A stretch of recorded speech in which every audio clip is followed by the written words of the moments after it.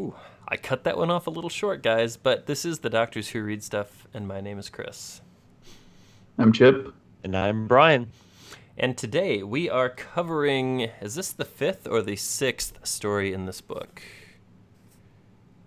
The It is the fifth. fifth, Okay, I and it's believe, called the fifth of of six. six. It's called The Edge of the World, from The Last Wish by Andrzej Sapkowski. Thank you. Good Thank job. you. In Nice. this story, Geralt, let's take a step back first, because we have the kind of that overarching story that's kind of lacing all of these Oh stories yeah, together. yeah. The voice of reason And stuff. this one, we are introduced to Dandelion, which, if you watch the hmm Netflix show, you would know him as, is it Jaskier? hmm Yeah, Yes. The Bard. Hold on, I have visual aids. yeah. That guy. Oh, Oh, okay. yeah, that Yeah. guy. Oh, him. So Yeah. yes. So what they are talking about is basically, I don't know. Are they talking about anything? I picked Oh up. Well, they're no, I gathered this was the first time that they really met, and the Dandelion or Jaskier or whatever his name is kind of starts following him around and singing, toss a coin to your Witcher. but it seems like in the book and in this chapter, like he was like searching him out because they'd already known each other. Yeah, there was They had something like, like that. they had like a common history, but never had really been I formally don't know, but introduced. Well, and I Um, guess maybe that, in the voice of reason part, maybe he was seeking him out, but I think that the story that follows was their like their first kind of their first first adventure. mhm. adventure I agree. together, is what I gathered. But there were a couple of things that I wanted to just kind of touch on in this chapter 5 of The Voice of Reason. Geralt says the world is changing, something's coming to an end, and he's speaking in regards to him not being able to find work like he used to be able to. Because Dandelion's hmm talking about, well, just go south. There's a lot of monsters down there, and he Geralt talks about, he came across a troll that was like making people pay a tax every time they crossed his bridge, and he went to the alderman and he's like, hey, how much to kill your troll? And he's like, but if you kill the troll, who's gonna maintain our bridge? I mean, he charges taxes, but Right. he makes sure it stays up. So just like the world changing and Yeah. accepting these things. And they talked about a draconid being like hmm the last of its kind for 100 The miles. kid's Yeah, and favorite. Yeah. it's like, oh, that's actually kind of interesting. But hmm Maybe what were perceived as monsters in the past yeah, aren't yeah, monsters anymore. hmm yeah, like they're now like curiosities or just like normal occurrences. hmm Yep. So okay, I almost got like tourist trap out yeah. of the troll on the bridge. Yeah. Yeah, the local attraction. People come from miles around to see it. But didn't they also talk about this too? Just to go on this brief tangent. But didn't they talk about this in the Oh, I keep thinking Beauty and the Beast. What's the Tale as old as uh time. Sorry, go ahead. why am Oh, I I but forget which story it was, but yeah, it but he had was. been talking with the Beast and essentially the Beast is like, are there more Witchers now? And he's Oh, like, well, no, there are maybe Novellin. just fewer monsters. Yeah. Yes. Yes. So this has been kind of like a common theme running Mm-hmm. throughout that Yeah. um Yeah, it seems to be yeah. almost that thread that seems to be carrying through all of these little preludes. But the Edge of hmm the World is the fifth story. It takes place in Dol Blathana, which is what, the Valley of the Flower. Is that what you said? Yeah. Yeah, Okay. that's what the something said And translated to. he's there looking for work, and the alderman and the townspeople, I think they're in a bar or something, and they're coming up with all these ridiculous stories, like, oh, well, these monsters are here and these horrifying things are over there, and it's like none of them are legit things. So he's just like, whatever, I'm out of here. Mm-hmm.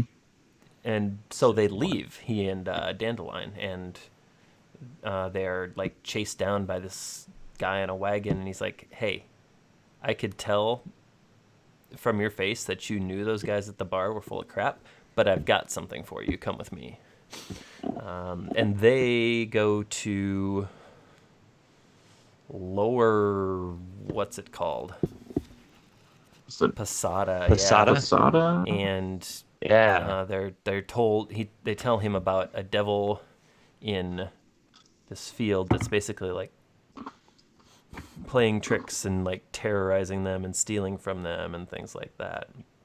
So I didn't realize there were so many different ways to spell devil. I think that was like his attempt at like a dialect, like a backwoods dialect, Yeah. because it was like I think so. Doevel or something like that. Then there was like Daevil. Yeah. There was Doe. Well, And then and I read it as devil. Like, Mhm. come on, get your devil. Devil. I don't know. Almost like a southern sort of sound. Yeah. And when you maybe. think I don't about this was translated from Polish. So did they try to like translate his dialect attempt, or that's a good question. How does something I like don't know. that work? I don't know. Good question. Yeah. Every so often I have those. Anyway, Geralt and Dandelion go to a hemp field to check things out because he's like, I want to look at this. I want to look at this thing, and they see it, and it sees them, and it attacks them, and they basically like run away because it throws a bunch of iron balls at them. yeah. And they go back to the townspeople, and because I think Geralt he didn't want to confront it, he just wanted to see what it was. And they're like, okay, so this is clearly something else. And then oh my gosh, what is this, where the book comes into play? Yes. So they This is where the old lady and then the young girl show up at the book, and yeah. I forget what the book was called, but it's like. But basically, it's supposed to like have all these like what you do in all these different situations if you encounter. And it's written in an old language too, wasn't it? Yeah. Old runes. That I assume Geralt recognized it, right?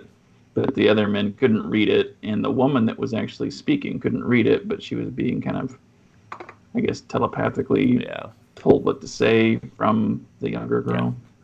Who is very mysterious. Right. But anyway, Geralt knows it's a Sylvan, which is extremely rare, so he goes back to try to talk to it because he knows it's intelligent and he doesn't want to kill it because it's not really a monster per se. And they get into a tussle. It runs. Geralt gets like knocked over by elves on horseback. Well, he sees there's some figures on horseback that he thinks it's Dandelion come to, partake in what's going on, but it wasn't. He gets knocked out. They both get knocked out and tied up by elves. And then they just talk a lot, and then they're gonna kill him, and then the girl from the village reveals herself to be this elven goddess or something, and Torque, the Sylvan, lets them go, and they run away. Right? Yeah. And She's they reconvene the queen around of the a campfire. fields. Yeah. So here's the thing.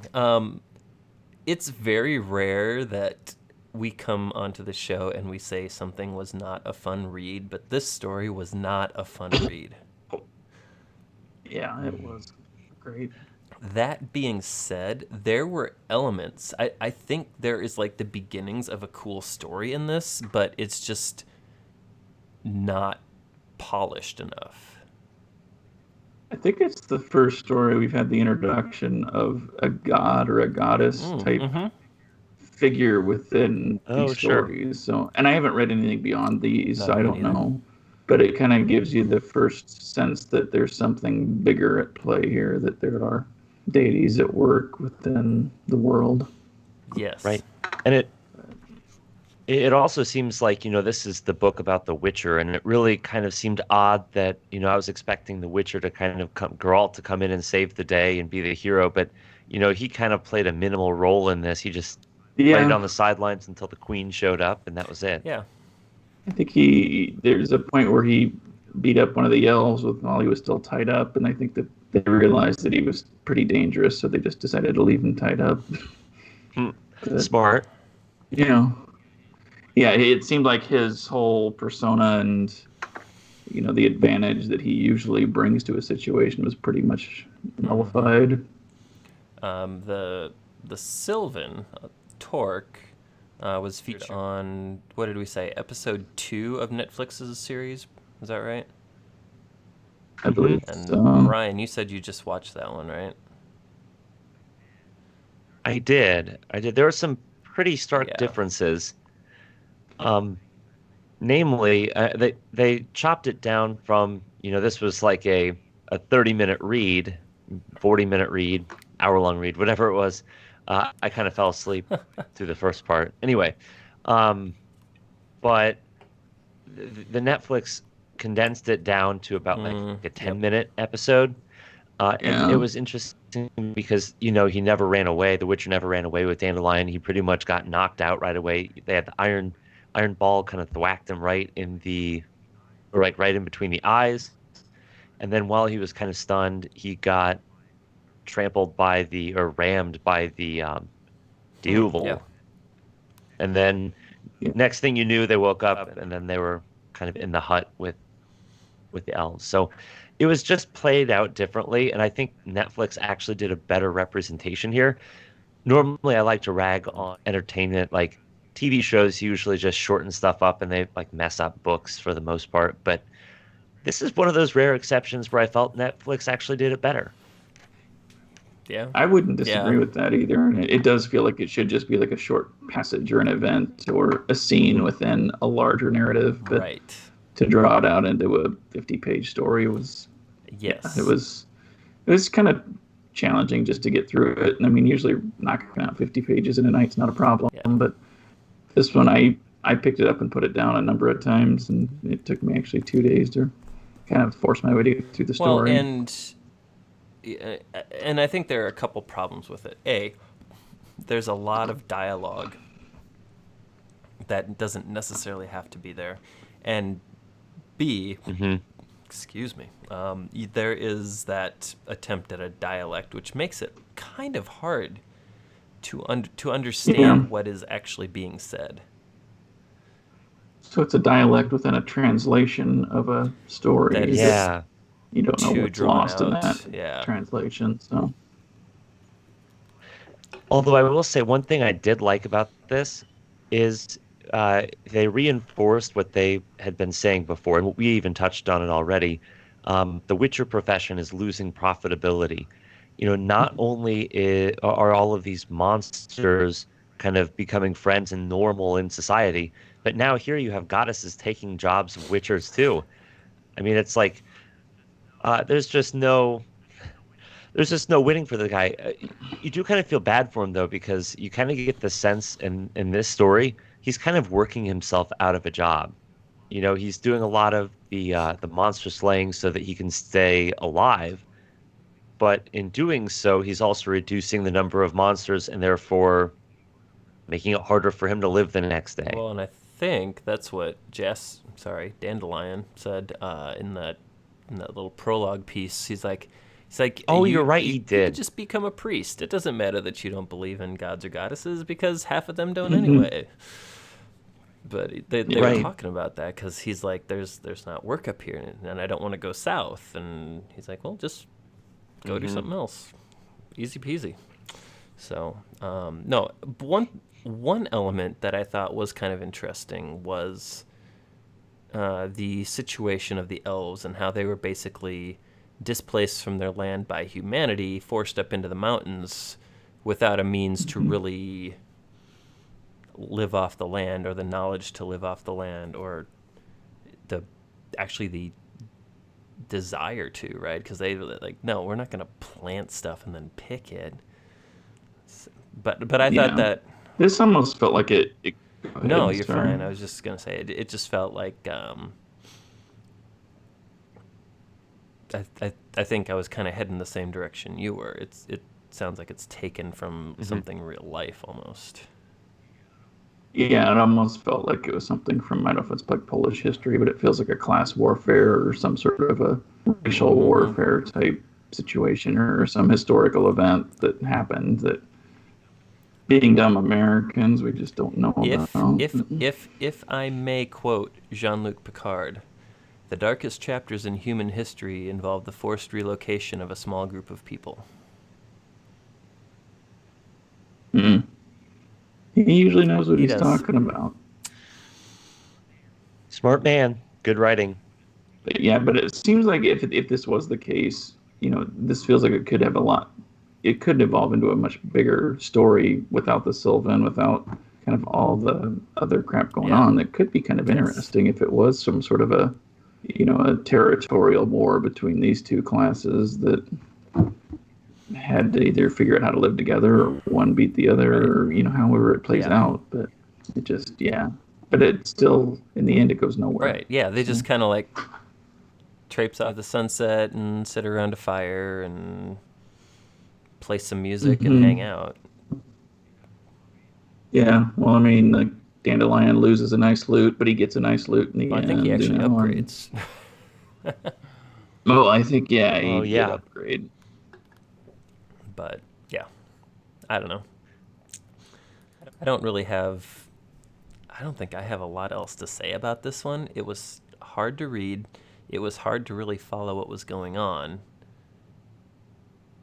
And yeah, I ran out of gas at least 2 or 3 times through the 40 or 50 pages. So I don't know. I mean, I feel kind of bad trashing it, but having read some interviews with Andrzej Sapkowski, I don't think he would care one way or the other if I liked it. So yeah, I don't know. Yeah, I don't know what else to say on this one. I mean, it's just, it was kind of just I don't know. It's like on most every good album, there's kind of a stinker song, it's whatever. Either skip over it, get through it, but there's very few that are good from beginning to end. So I kind of have that kind of mentality with it that, this might be the one of this thing. One story of the 6 that was just kind of like, we need to fill some pages. So we'll include this one for now. That's a good analogy. I like the album analogy. So yeah. It doesn't take away from the other stories. Not. It's just this one's weaker than the others. And the larger story that it is feeding, right? So next week we will be covering the final story in this book, which is actually called The Last Wish, which is the title of the book itself. We will be going back to, I think, our 2 episodes per story format. We just felt like with this particular story, we didn't have enough to talk about to fill more than 1 episode. So I feel like we barely had enough to talk about to fill one tonight. But and then when this book is done, we'll be talking about what we're going to do next. We've got some ideas. If you, dear reader, I guess you're readers if you're listener, watcher. That watcher. was the word I was looking for. Yeah. If you, dear watcher, have some suggestions, feel free to use the comment section below. And as always, please give us a like. Please give us a subscribe. We'd love to have you going forward. And with that, have a good one, and we'll see you next time. Alonzi. Yeah.